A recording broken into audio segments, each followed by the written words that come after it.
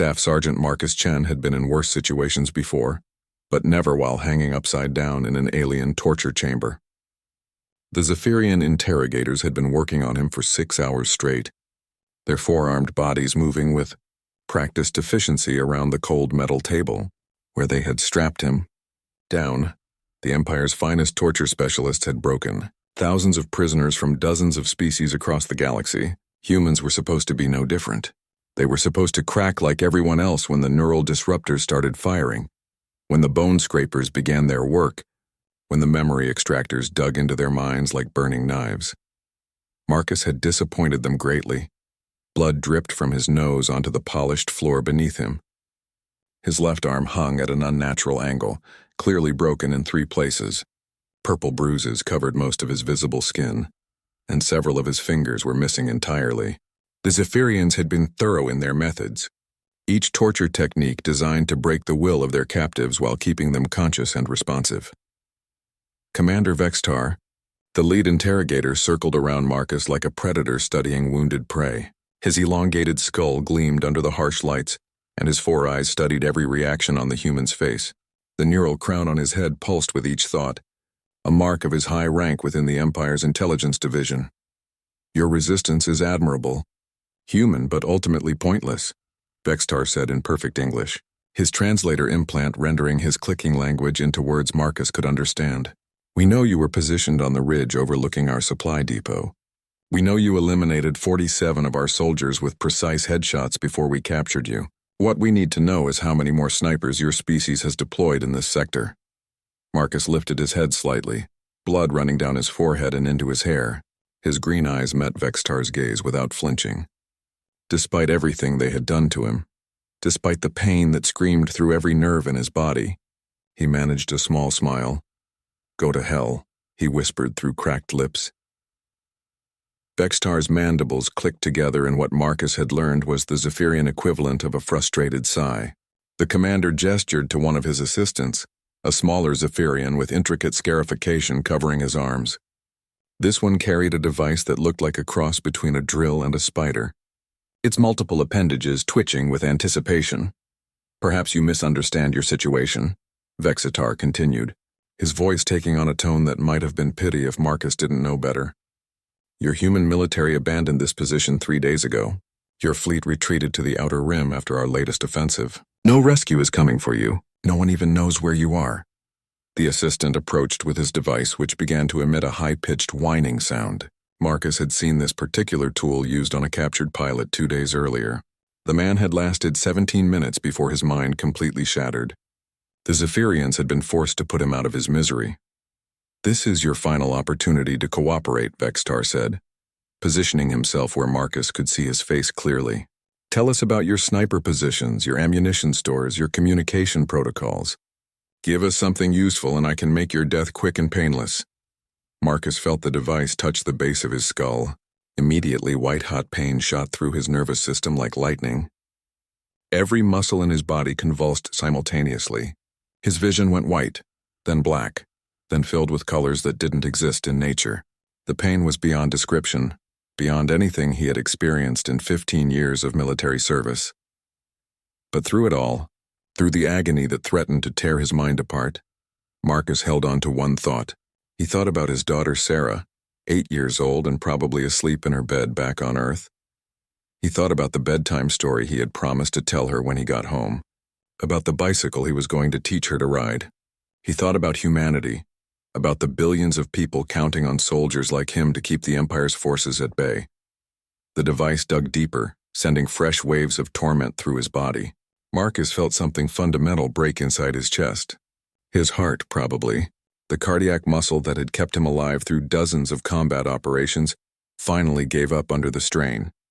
His last coherent thought was a simple one.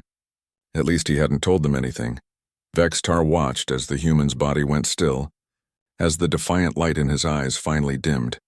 The monitoring equipment confirmed what he could already see. Heart failure, complete neural shutdown, death.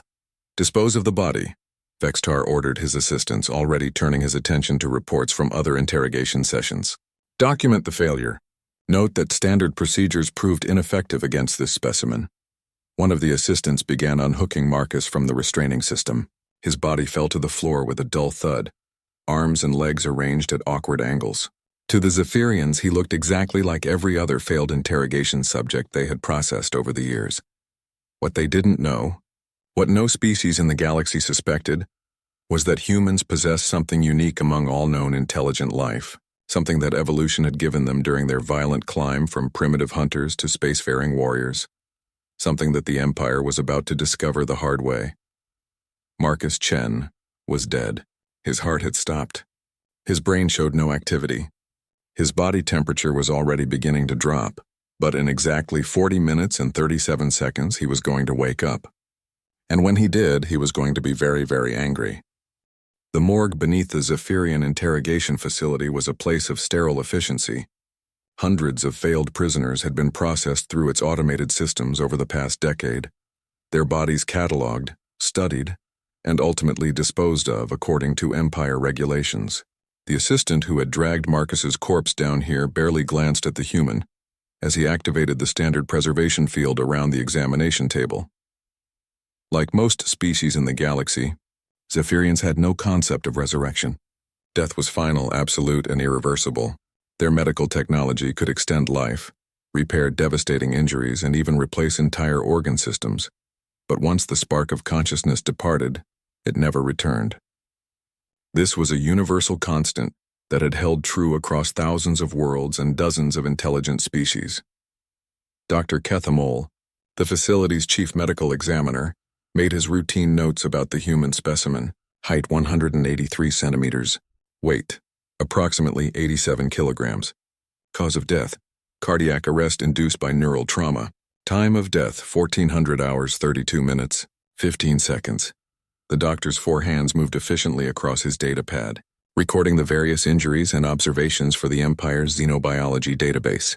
Humans were still relatively new to galactic politics, having only achieved faster-than-light travel within the past century.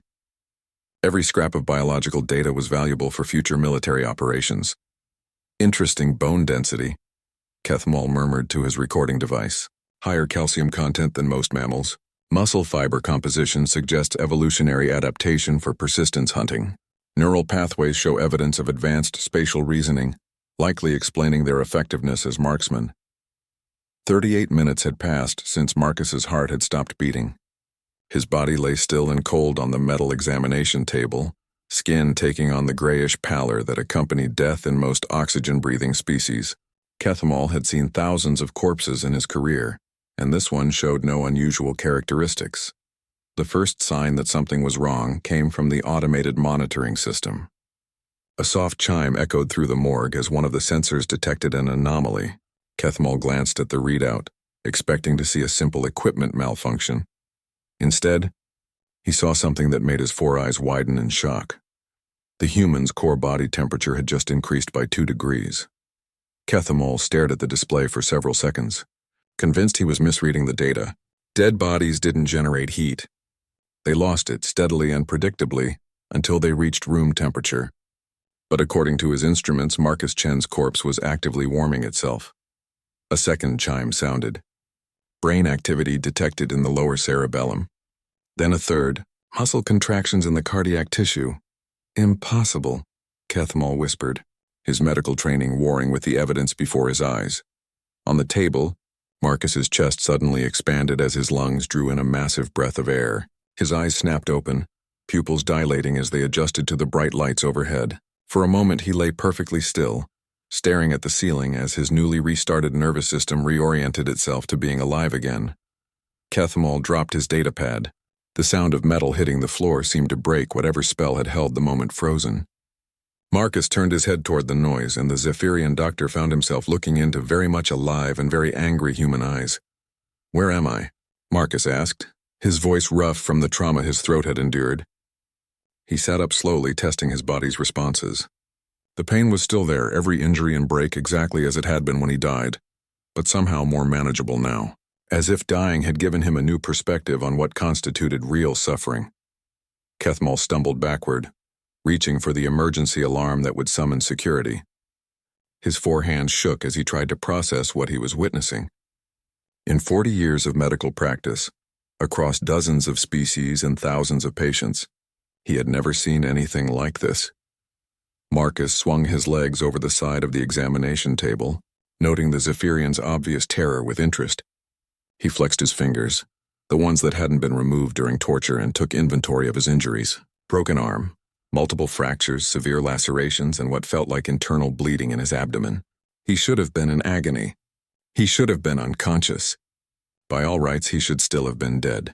Instead, he felt remarkably clear-headed. "I asked you a question," Marcus said, standing up despite the protests from his damaged body. "Where am I?" "You were dead," Kethamel stammered in accented English. Your heart stopped. No brain activity. "You were dead for 39 minutes. Marcus nodded as if this were perfectly normal information. "Yeah, that happens sometimes. Usually takes me about 40 minutes to bounce back from the really bad stuff." He looked around the morgue, taking in the medical equipment and the exit locations. "This is the basement level, right? How many floors between me and the surface?" The doctor's hand finally found the alarm trigger. Immediately, klaxons began wailing throughout the facility. Red lights flashed in the corridors above as security teams received notification of a prisoner escape. Emergency blast doors started sealing automatically, isolating different sections of the complex. Marcus sighed and shook his head. "You probably shouldn't have done that." What happened next would be discussed in Zephyrian military academies for decades to come, though most students would refuse to believe the reports. A severely injured human, technically deceased less than an hour earlier, systematically dismantled one of the Empire's most secure facilities using nothing but medical equipment and an apparently superhuman tolerance for pain. Kethamel would later testify that the human moved through the morgue like a force of nature, breaking scanning devices to create improvised weapons, using chemical preservatives to fashion explosives, and somehow accessing the facility's main computer system through a medical terminal. By the time security forces reached the basement level, Marcus had already disappeared into the ventilation system, leaving behind a trail of disabled security cameras and 3 unconscious guards who would wake up hours later with no memory of how they had been subdued. Commander Vextar received the news in his office, where he had been reviewing interrogation reports and planning the next day's schedule. His aide, a young Zephyrian officer with fresh scarification, delivered the impossible message with obvious reluctance. "Sir, the human prisoner has escaped." Vextar looked up from his paperwork, mandibles clicking in irritation. "Which human prisoner?" "We processed the corpse hours ago." "That's just it, sir." "The corpse?" It came back to life. Commander Vextar stared at his aide for a full 10 seconds before his brain processed the impossible words. In his 60 years of military service, spanning 4 different wars across 12 star systems, he had heard many ridiculous reports from junior officers. Equipment failures blamed on sabotage, missing supplies attributed to theft rings, incompetent soldiers claiming their mistakes were enemy action. But this was the first time anyone had ever told him that a corpse had gotten up and walked away. "Repeat that," Vextar said, his voice dangerously quiet. The aide's scarification seemed to pale as his superior's 4 eyes focused on him with laser intensity. "The human prisoner, designation Chen Marcus." Medical examination confirmed death at 1432 hours. He was processed through standard morgue procedures. At 1511 hours, Dr. Kethamel reported that the subject had somehow revived and escaped custody. Vextar stood up slowly from behind his desk, his full height making him tower over the younger Zephyrian. At nearly 3 meters tall with the build of a career soldier, he cut an intimidating figure even among his own species. The scars covering his arms told the story of dozens of battles, and the neural crown on his head pulsed with barely controlled anger. "Are you telling me," he said, each word carefully measured, "that our premier interrogation facility, equipped with the finest security systems in the sector, has been compromised by a dead human?" Before the aide could answer, another alarm began blaring through the complex. This one was different from the general security alert that had been wailing for the past 20 minutes. This was the sound that indicated a breach in the armory. Vextar's mandibles spread wide in shock. The armory was located on sublevel 3, protected by automated defense systems that could stop a full infantry assault. The blast doors were rated to withstand starship weapons. The access codes changed every 6 hours and were known only to the facility's senior command staff. Human who had been dead an hour ago had somehow not only escaped from the morgue, but had also penetrated the most secure section of the entire complex. Lock down everything, Vextar ordered, reaching for his sidearm. Seal all blast doors. Activate the automated defense grid. I want every available security team converging on sub-level 3 immediately. The aide nodded and began transmitting orders through his communication implant. Throughout the facility, emergency protocols activated as hundreds of personnel responded to the unprecedented crisis. Blast doors weighing several tons each slammed shut, dividing the complex into isolated sections. Automated turrets emerged from concealed positions in the walls, their targeting systems scanning for unauthorized movement. In the facility's security center, technicians watched in growing bewilderment as their monitoring systems registered one impossible event after another. The cameras in sub-level 3 showed empty corridors, but the motion detectors were clearly tracking something moving through them. The armory's automated defenses were firing at targets that didn't appear on any visual spectrum, their energy bolts seemingly aimed at empty air. Yet somehow, weapons were disappearing from their storage racks. Security Chief Drexhan coordinated the response from his command center, his four hands dancing across multiple control interfaces as he tried to make sense of the situation. A career intelligence officer with decades of experience in counterinsurgency operations, he had dealt with escape attempts by some of the galaxy's most dangerous criminals. But those had involved conventional tactics, overpowering guards, exploiting security weaknesses, or bribing personnel. This was something entirely different. Sir, we're reading massive electromagnetic interference throughout sub-level 3, one of his technicians reported. It's like someone is actively jamming our sensor networks. But the interference pattern doesn't match any known technology. Drexhan pulled up the facility schematics on his main display, highlighting the areas where they had lost sensor coverage. A pattern emerged that made his blood run cold. The interference was moving in a direct line toward the facility's main power core. He's going for the reactor, Drexhan realized, his voice barely above a whisper. The implications hit him immediately. The power core wasn't just the facility's energy source. It was connected to the planetary defense grid that protected the entire star system. If someone with sufficient technical knowledge gained access to the reactor's control systems, they could potentially overload the entire network. A single escaped prisoner could cripple the Empire's military infrastructure across 3 worlds. Meanwhile, Marcus Chen moved through the facility's ventilation system with the patience of a professional hunter. The pain from his injuries had faded to a manageable background ache, allowing him to focus entirely on the task ahead. He had died before, though never quite as dramatically as today, and he knew from experience that his body's rapid healing process would continue for several more hours. By tomorrow, he would be completely recovered. By tonight, he would be functional enough to cause some serious damage. The Zephyrian's architectural preferences worked in his favor. Their tall, elongated frames required larger air ducts than most species used, giving him plenty of room to maneuver. Their reliance on automated systems meant fewer guards in the less critical areas. Most importantly, their complete lack of familiarity with human physiology meant they had no idea what they were dealing with. Marcus had learned about his unusual ability during his 3rd tour of duty, when a sniper's bullet had punched through his chest and stopped his heart for nearly an hour. He had awakened in a field hospital to find the medics preparing his body for shipment home. The incident had been classified immediately, the medical staff sworn to secrecy, and Marcus had spent the next 6 months undergoing tests at a secure research facility. The scientists had never figured out exactly how it worked. Something about redundant neural pathways and a unique metabolic process that could restart cellular functions, even after clinical death. They had theorized that it was an evolutionary adaptation, perhaps triggered by the extreme stress environments that early humans had faced during their species' development. What they had confirmed was that Marcus wasn't unique among humans. Roughly 1 in every 10,000 people possessed some version of the ability, though most never discovered it.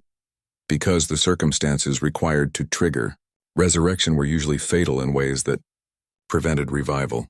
The military had quietly identified and recruited as many of these individuals as possible, forming them into specialized units for the most dangerous missions.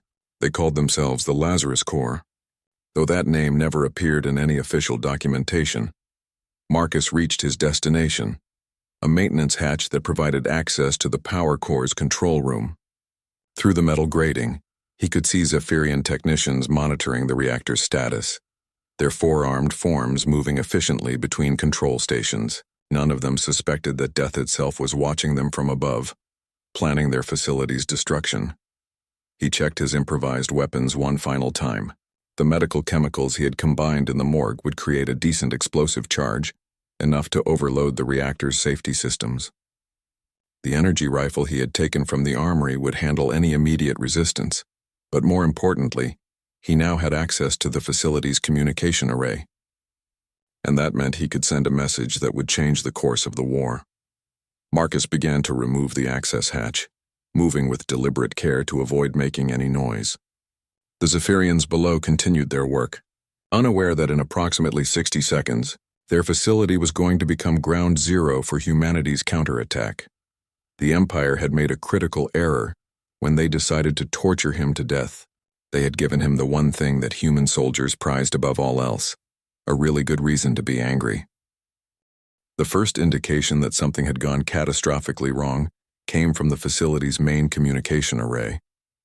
Senior Communications Officer Yethdar was monitoring routine transmissions when every single channel suddenly erupted with an unauthorized broadcast signal that cut through their encryption. Like it didn't exist, the signal was coming from inside the facility. This is Staff Sergeant Marcus Chen, United Earth Military, serial number 774 Alpha 926. The human's voice echoed through speakers across the complex. I am transmitting on all Imperial frequencies to deliver an important message to the Zephyrian Empire. Commander Vexitar had reached the security center just as the broadcast began, his four eyes fixed on the main display screen that showed static where the power core monitoring station should have been. Every few seconds, the image flickered to reveal brief glimpses of destruction. Overturned control stations, unconscious technicians, and emergency lighting painting everything in shades of red. 47 minutes ago, your interrogation teams tortured me to death, Marcus continued, his voice carrying a conversational tone that somehow made his words more disturbing than if he had been shouting. This was apparently part of your standard operating procedure for extracting information from prisoners of war. Vexitar felt something cold settle in his stomach. The human was broadcasting on military command frequencies, channels that reached not only their local forces, but also the sector command ships currently in orbit. Thousands of Imperial officers across the system were listening to this transmission. I want you to understand something about human beings that your intelligence files probably don't mention, the voice continued. When you kill one of us, especially when you do it slowly and painfully, we tend to take it personally. In the power core control room, Marcus stood over the facility's main communication terminal, his fingers dancing across the interface with surprising familiarity.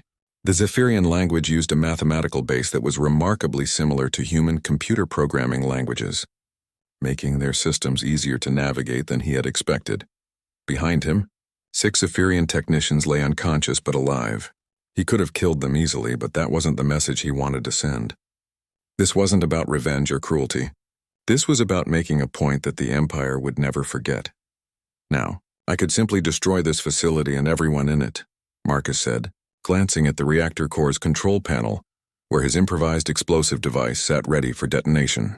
Your security systems are impressive, but they're designed to keep people out, not to stop someone who's already inside with nothing left to lose. He paused, letting that statement sink in before continuing. But killing you all would be wasteful. Instead, I'm going to do something much more valuable. I'm going to give you a gift. Marcus activated a secondary function of the communication array, one that the Zephyrians probably didn't know existed. Human military technology had advanced considerably since their first contact with galactic civilization, and their electronics were specifically designed to interface with alien systems for exactly this type of operation. I'm uploading to your databases complete tactical information about human military capabilities, he announced. Detailed specifications for our weapons, armor, spacecraft, and defensive systems. Everything your intelligence services have been trying to gather for the past 2 years. In the security center, Drexhan watched his computer screens with growing alarm as massive amounts of data flowed through their networks. The information was indeed exactly what the Empire had been seeking. Complete technical readouts of human military technology, organizational structures, and strategic capabilities. It was also completely false. Marcus had spent the past 15 minutes creating an elaborate fiction, using the facility's own intelligence databases as reference material to craft believable but fundamentally incorrect specifications. The humans' real weapons were portrayed as less effective than they actually were, while their defenses were described as far more vulnerable than reality. But hidden within the false data were subtle traps that would become apparent only when the Empire tried to use the information in actual combat. Weapons that would overload when fired at the described power settings, armor designs that included deliberately weakened points that didn't actually exist, shield frequencies that would do nothing except waste energy. Consider this a professional courtesy from one soldier to another, Marcus continued. After all, fair play demands that you know what you're up against. The real genius of the plan wasn't the false intelligence, though that would certainly cause problems for Imperial forces in future engagements. The real purpose was to demonstrate something that no alien species had ever truly understood about humanity: their complete disregard for conventional tactical thinking when the situation demanded it. Marcus had just proved that a single human operative, working alone and without support, could penetrate the Empire's most secure facility and compromise their entire intelligence network. He had done it while technically dead, using nothing but medical supplies and improvised weapons. In less than 2 hours, the psychological impact on Imperial forces would be devastating. Oh, and before I forget, Marcus added, his voice taking on a slightly more personal tone, I want to thank Commander Vextar and his interrogation team for their hospitality. The experience has been genuinely educational. In the security center, Vexitar felt his mandibles clench involuntarily as the human spoke his name over the open channel. The implications were clear. The prisoner knew not only where he was, but who was responsible for his treatment. I'm particularly grateful for the lesson in Zephyrian torture techniques, Marcus continued. I've recorded detailed video documentation of my interrogation session, including the identities of everyone involved. This information is being transmitted to human intelligence services as we speak. The commander's scarification actually seemed to darken as the blood drained from his exoskeleton. By Imperial law, torture of prisoners was officially prohibited, though it was widely practiced in remote facilities like this one. If evidence of such activities reached the Galactic courts, it could trigger a formal investigation that would expose decades of illegal operations. Now comes the interesting part, Marcus said. I'm currently standing next to your facility's main power core, which, as you know, is connected to your planetary defense grid. I have the technical knowledge and explosive materials necessary to overload the entire system, which would effectively blind your defenses across 3 star systems for approximately 6 weeks. He paused again, letting the magnitude of that threat sink in. I'm not going to do that, though. Instead, I'm going to walk out of here and you're going to let me go. Vextar looked around the security center at his personnel, all of whom were staring at him with expressions of barely controlled panic. The human was right about the consequences of a power grid failure. Without their defensive arrays, the entire sector would be vulnerable to human counterattack. If anyone tries to stop me, Marcus added pleasantly, I'll detonate the charges I've placed throughout your facility. If anyone follows me after I leave, same result. If any Imperial forces in this system make any aggressive moves toward human territory in the next 72 hours, I've arranged for some very unpleasant surprises to activate automatically. The transmission ended abruptly, leaving only static on the communication channels. In the silence that followed, every person in the facility understood that they were facing something completely unprecedented in galactic warfare. They were being held hostage by a corpse who refused to stay dead. Admiral Kethvos received the emergency transmission while reviewing battle plans in the war room of his flagship, the massive dreadnought Sovereign's Wrath. As Supreme Commander of Imperial forces in the Kepler sector, he had been planning humanity's final defeat when his communications officer delivered news that would fundamentally alter his understanding of human capabilities. Sir, we're receiving an unprecedented situation report from Facility Omega-7, the young officer said, her 4 hands trembling as she approached the Admiral's command platform. A human prisoner has somehow escaped custody and is threatening to destroy the entire planetary defense network.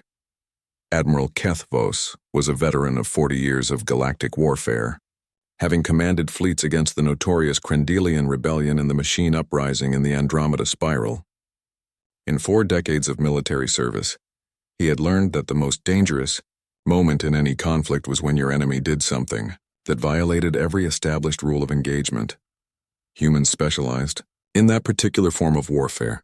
"Show me the transmission," he ordered, his neural crown pulsing with controlled fury as he reviewed the tactical implications of what he was hearing.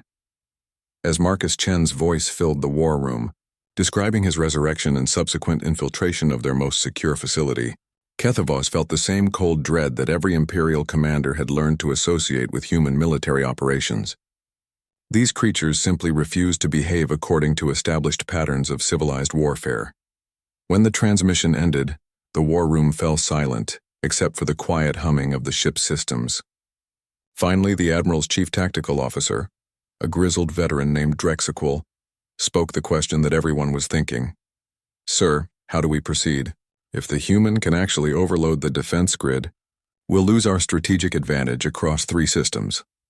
Kethvos studied the tactical display that showed the positions of human and Imperial fleets throughout the sector. The war had been going well for the Empire until recently, with human forces pushed back to defensive positions around their core systems.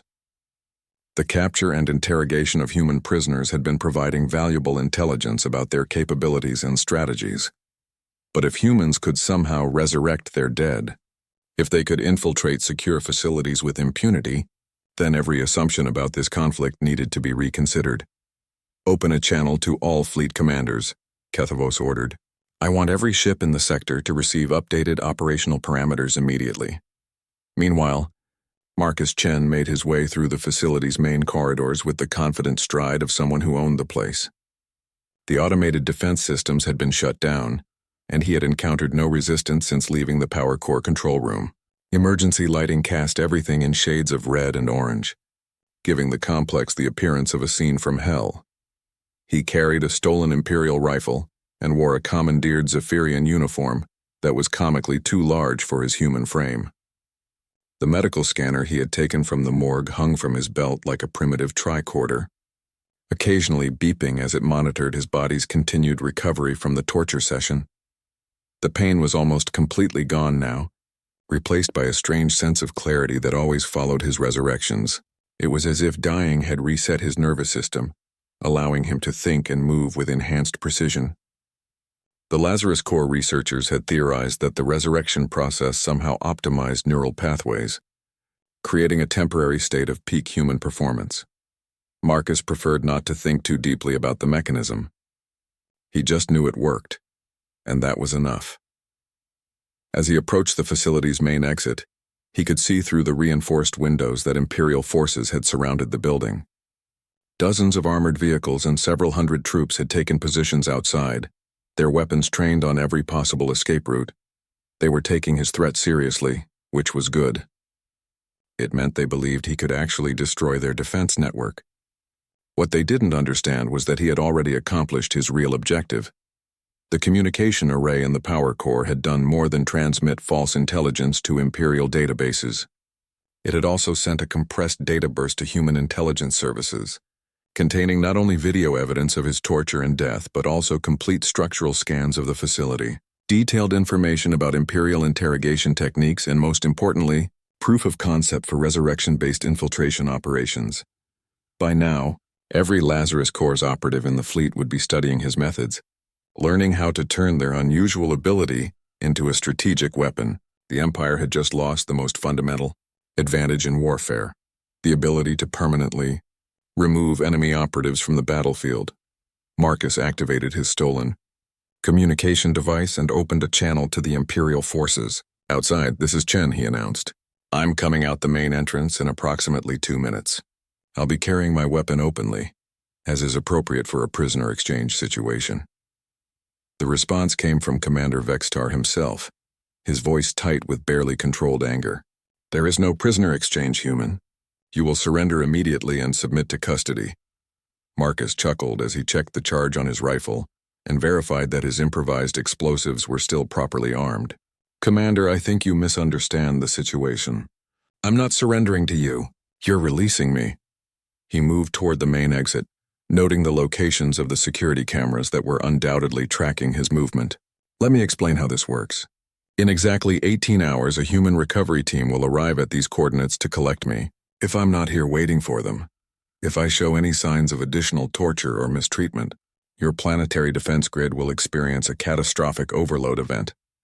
The doors to the facility opened as Marcus approached, triggered by motion sensors that the security team had apparently forgotten to disable. Bright sunlight flooded the corridor, temporarily blinding him as his eyes adjusted to the change from emergency lighting. You see, Commander, the beauty of being dead for 40 minutes is that it gives you time to think, Marcus continued, stepping out into the daylight where hundreds of weapons were immediately trained on him. And what I thought about was how to ensure that killing me would be the worst possible mistake your forces could make. He raised his rifle above his head in the universal gesture of temporary truce, though he kept his finger near the trigger guard. The Imperial soldiers surrounding the facility maintained their positions but held their fire, clearly waiting for orders from their commander. The explosives I've placed aren't just in your facility, Marcus announced, his voice carrying clearly across the compound. They're also in your orbiting command ships, your supply depots, and your reinforcement routes. Every location your people visit regularly. This was, of course, completely untrue. Marcus had been a prisoner for 3 days and had spent most of that time being tortured. He had neither the time nor the resources to plant explosives anywhere except the facility itself. But the Imperial forces didn't know that, and the psychological impact of his previous actions had created an atmosphere where anything seemed possible. The trigger mechanisms are biometric, he continued. They're keyed to my vital signs. If my heart stops beating for more than 45 minutes, if my neural activity ceases for longer than the normal resurrection period, boom, Marcus began walking toward the facility's main gate, moving slowly but steadily past the assembled Imperial troops. None of them tried to stop him, though he could see the tension in their postures as they struggled with the desire to open fire. Of course, if you do kill me, I'll just come back to life and set them off manually, he added conversationally. So really, your safest option is to let me walk away and pretend this never happened. The logic was flawless, even if the premise was mostly fictional. And that, Marcus reflected, was the real power of human warfare. The ability to make your enemies believe that any action they took would somehow make their situation worse. 18 hours later, Marcus Chen sat on a boulder overlooking the Zephyrian facility, watching through his sniper scope as a human dropship descended from orbit with the precision of a falling meteor. The recovery team had arrived exactly on schedule, just as he had predicted they would. The Imperial forces surrounding the facility had maintained their positions throughout the night, but Marcus could see the toll that psychological warfare had taken on them. Soldiers shifted nervously at their posts, constantly checking their equipment for signs of sabotage. Officers huddled around communication devices, clearly receiving conflicting orders from their superiors. The entire compound had the feeling of a powder keg waiting for a spark. The dropship touched down in the open area between the facility and the perimeter forces, its armored hull bearing the distinctive eagle emblem of the United Earth military. The cargo ramp lowered with a hydraulic hiss, revealing 6 figures in advanced combat armor that made the Zephyrian equipment look primitive by comparison. Marcus stood up from his observation position and began walking down the hillside toward the landing zone, his stolen rifle slung casually over his shoulder. He moved with the unhurried pace of someone who owned the battlefield, completely ignoring the hundreds of Imperial weapons that tracked his movement. Commander Vextar watched the scene unfold from his command post, his 4 eyes fixed on the human who had turned his facility into a monument to Imperial incompetence. The past 18 hours had been the longest of his career, filled with increasingly frantic communications from Sector Command and barely restrained panic from his own personnel. The human's threats had proven devastatingly effective, not because of any actual explosives, but because no one could determine whether they existed or not. Imperial engineers had spent the entire night scanning their ships and facilities for hidden charges, finding nothing but unable to be certain they hadn't missed something. The psychological impact had been worse than any actual bombing could have achieved. "Sir," his aide said, approaching with obvious reluctance, "Admiral Kethavos is demanding an immediate status report." He wants to know if we're going to attempt to prevent the prisoner exchange. Vextar considered his options for perhaps the 1,000th time since this nightmare had begun. Attacking the human recovery team would almost certainly trigger whatever booby traps the prisoner had installed. Allowing them to complete their mission would represent a humiliating defeat that would haunt the Empire for generations.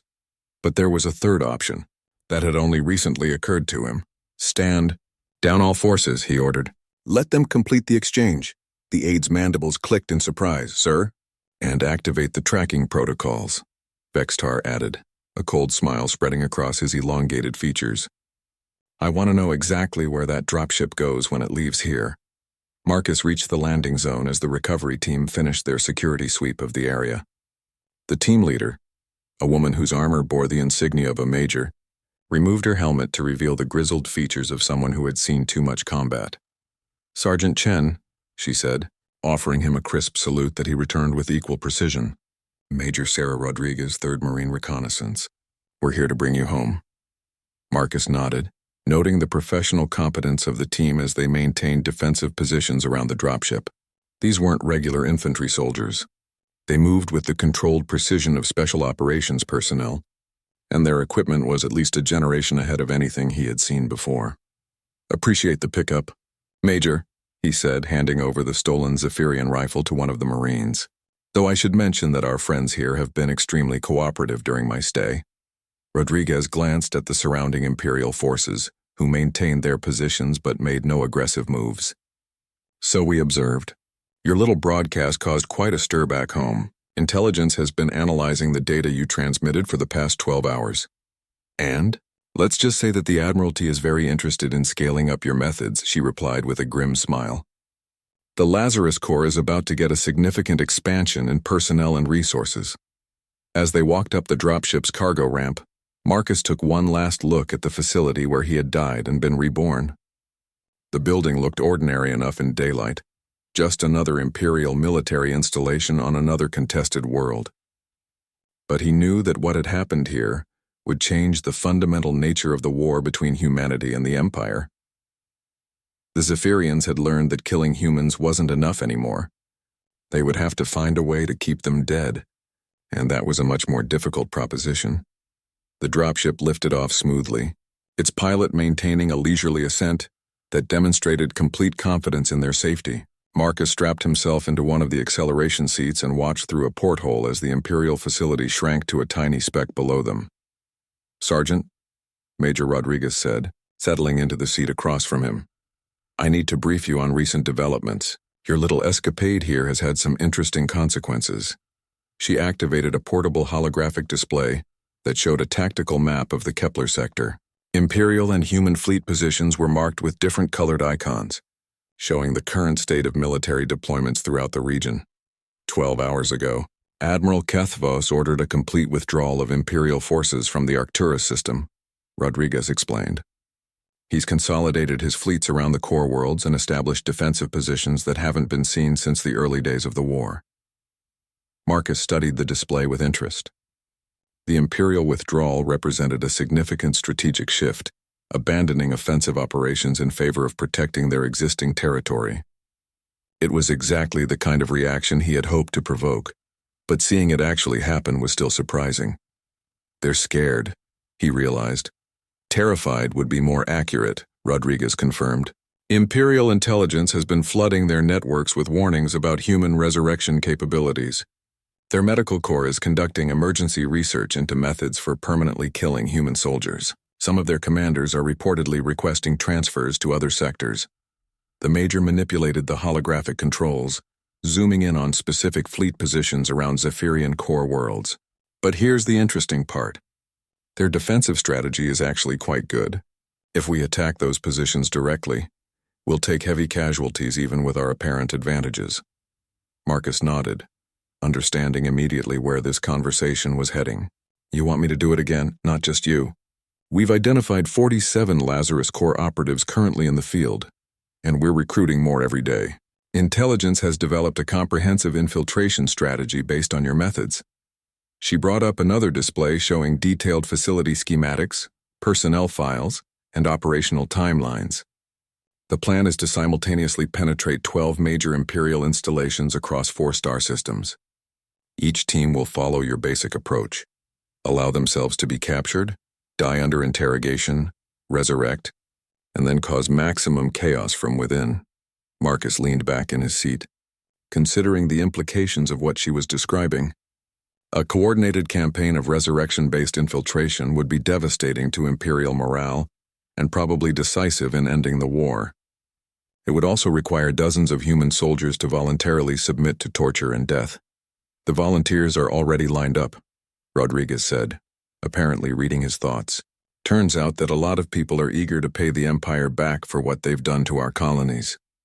Through the porthole, Marcus could see the curve of the planet's horizon as they climbed toward orbit.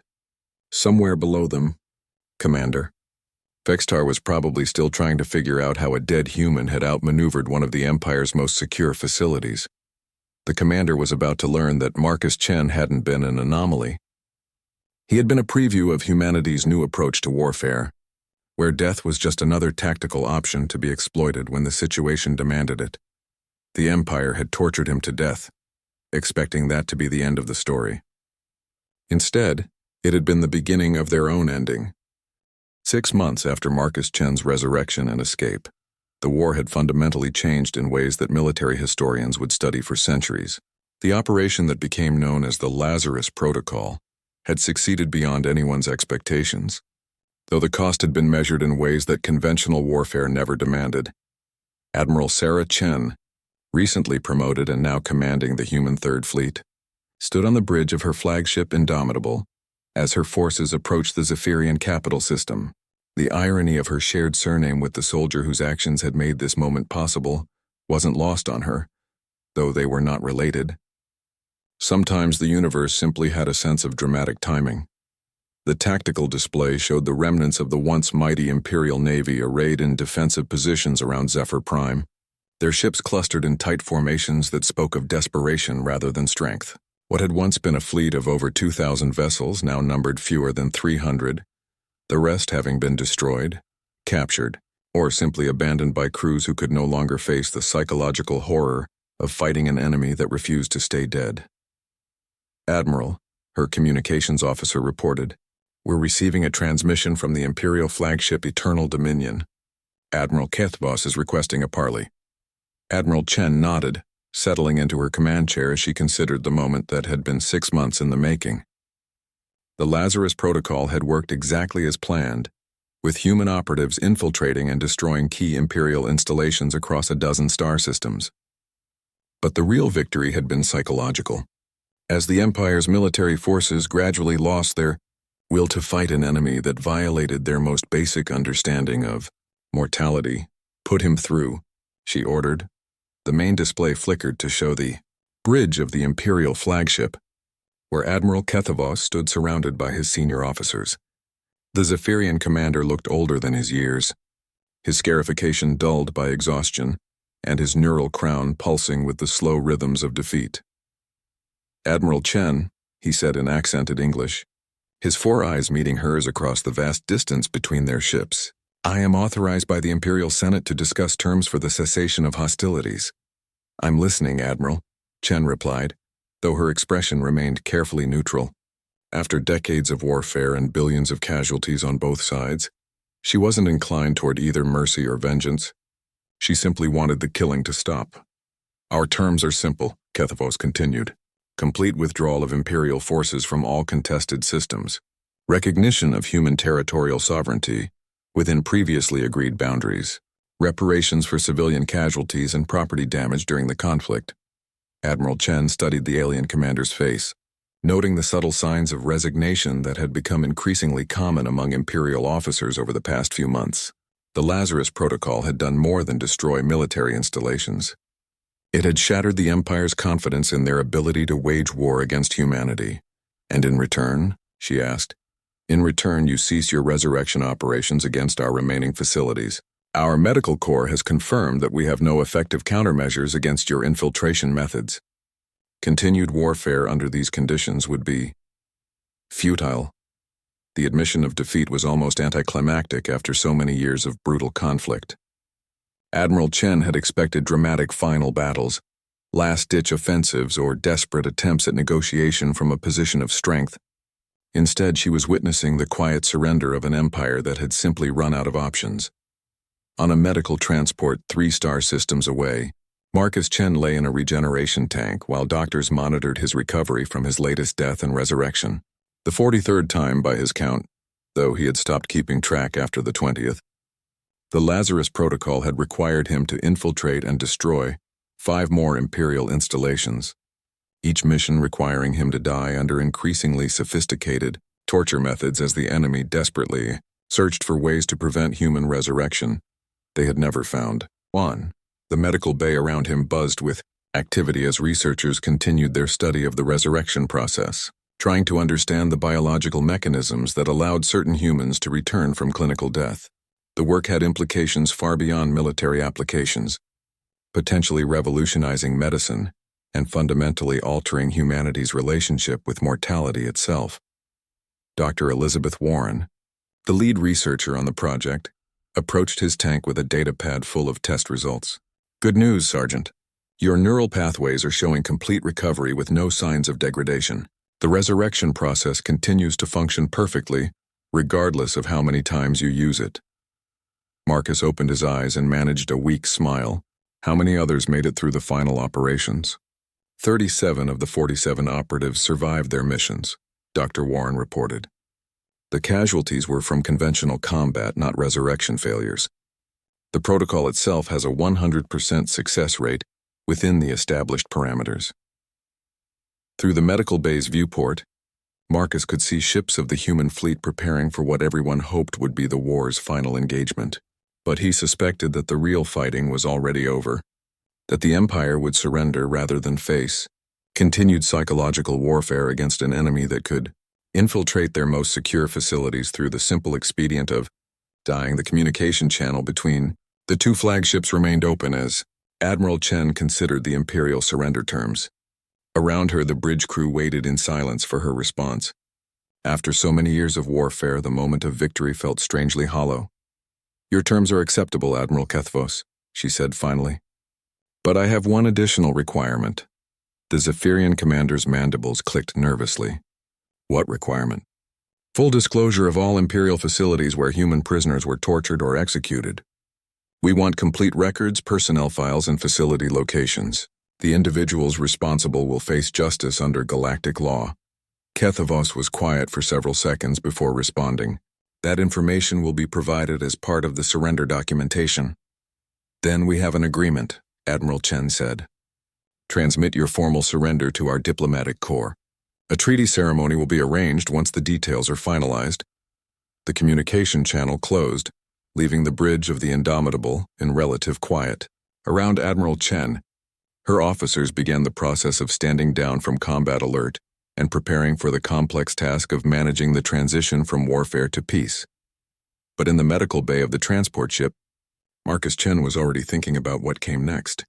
The Lazarus Corps had proven that death was no longer the ultimate limitation on human capability. The implications of that revelation would extend far beyond this particular war, opening possibilities that no one had yet begun to explore. Humanity had learned to conquer death itself. The question now was what they would do with that knowledge.